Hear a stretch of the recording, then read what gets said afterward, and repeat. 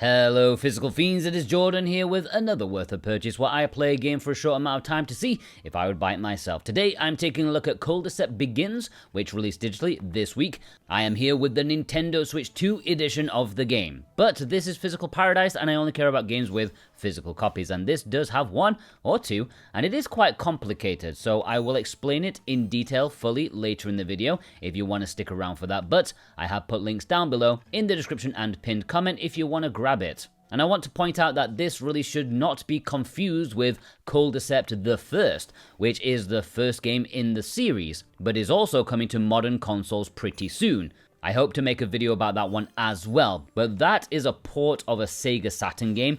The game I'm talking about today, Culdcept Begins, is a brand new entry. The first one in quite a while. It's always been a niche series, but they've plodded along with entries here and there. The last one, however, was a decade ago on the 3DS, admittedly a very late title on the system.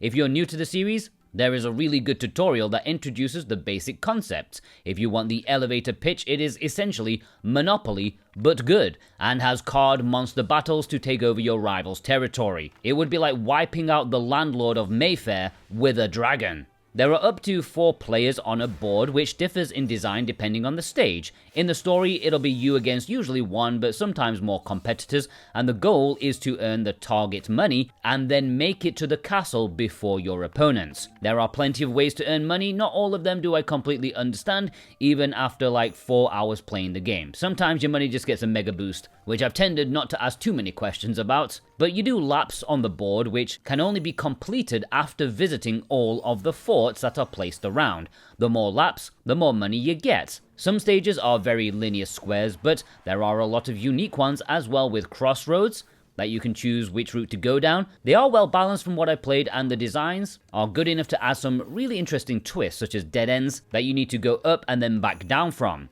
which ties into another major mechanic because you have to use your cards, summon monsters, and claim territory, like Monopoly.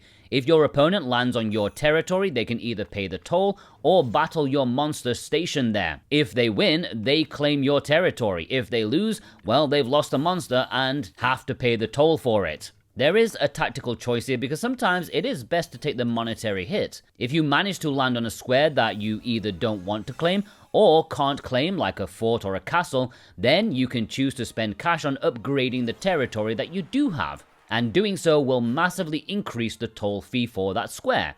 Just doing laps on the board won't be enough to get to the target money fast enough compared to your opponents, so you'll definitely want to upgrade your territory and hope your opponents fall on them. Hence why it's a good idea to claim as many dead ends as possible, since they will have to go up and then down them, doubling the chances that they'll land on it. Your deck consists of 40 cards. There are set decks, but you're also invited to create your own, which I always panic at. It's one of the reasons I tend to dislike deck builders, but here you kind of know what kind of balance you want from the start. Your monsters with a selection from each element, plus spells which can be used before each turn, and equipment that can be attached before battle. Each card is very unique and worth reading the info on them about their quirks. The game even gives you advice about how to use them effectively, or when they would be a good choice to have in your deck. I randomly built a couple of decks every time. I got a windfall of new cards, and I seem to do okay. And yeah, you get new cards even if you lose, but you get a lot after a victory, and you can pay money to open card packs. There is a lot of room for experimentation if you want.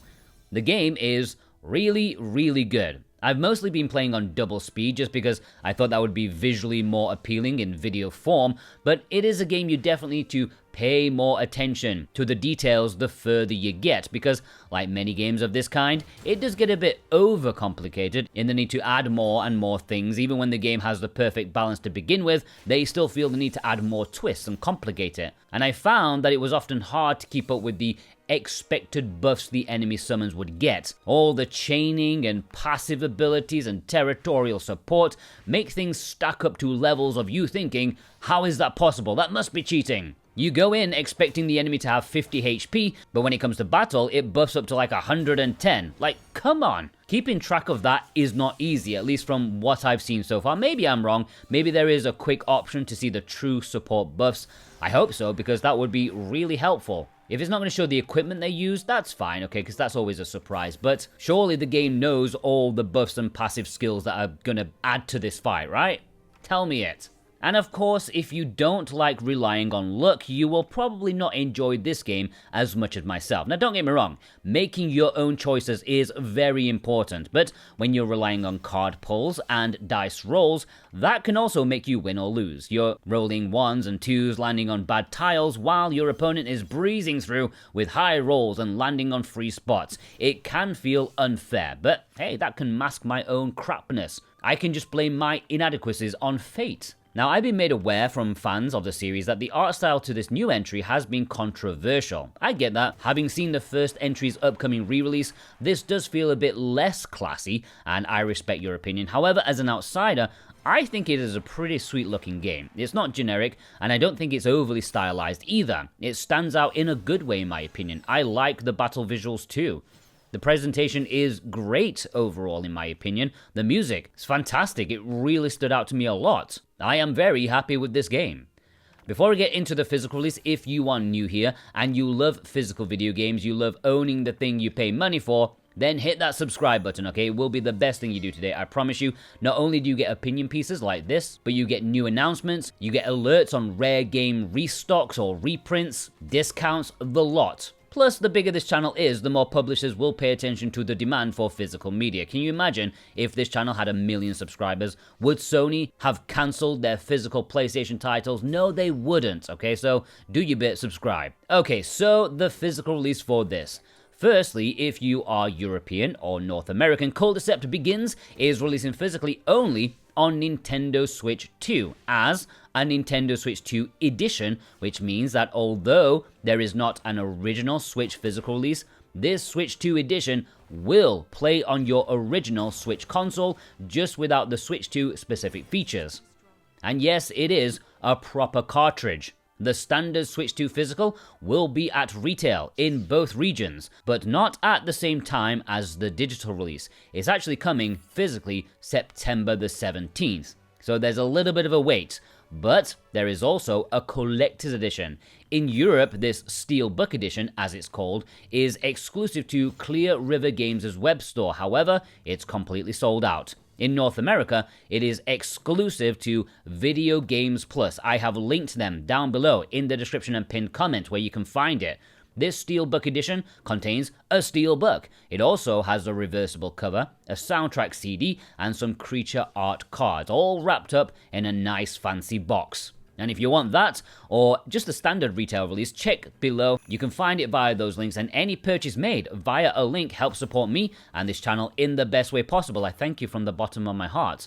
But that's not all, because there is a spanner in the works here. We can take a look over to Japan and Hong Kong, because in those regions, that Nintendo Switch 2 edition physical is out right now.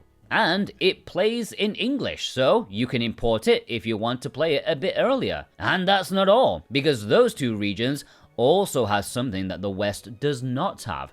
And that is an original Switch physical release. Why? Who knows? But if you are an OG purist who doesn't want the red boxes on your shelf, then you may want to pick up this original Switch physical release. It also plays in English. But that's not all, because for both the original Switch physical and the Nintendo Switch 2 edition physical, Japan also has a slightly different collector's edition compared to the West. They have a soundtrack CD, plus a download code for the music, so you get best of both worlds. You also get Culdcept the First, like the other game. It's a 2-game pack in this collector's edition. But a word of warning, the Japanese physical of Culdcept the First, unlike Begins, does not have English. But you also get a little book that has all the cards in the game. I guess it's an art book rather than having the actual physical cards. But if you want to import the Japanese versions or Asian versions of the game, I have linked them down below too. You can pre-order from PlayAsia, and if you click my link, you can use my discount code Jordan2026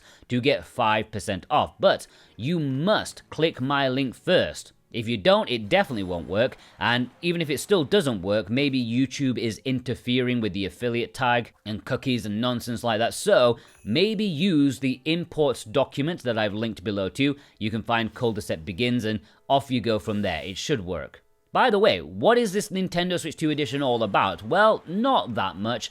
Improved resolution, smoother frame rate, and it does say mouse controls, but I swear it has not worked for me.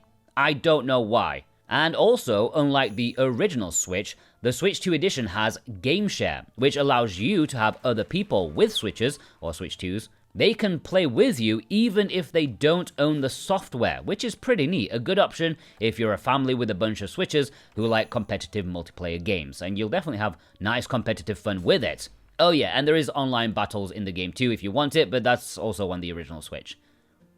Would I purchase this myself? Hell yes, I've been excited about it for quite a long time, and actually it exceeded my expectations. And this is coming from someone who, on the whole, does not like card games, deck builders, as you probably know if you follow this channel for a while. But first, okay, it's not a roguelike, which helps immensely, and also the world building makes sense for these cards. Like, I'm not doing character actions via cards, which I truly cannot stand.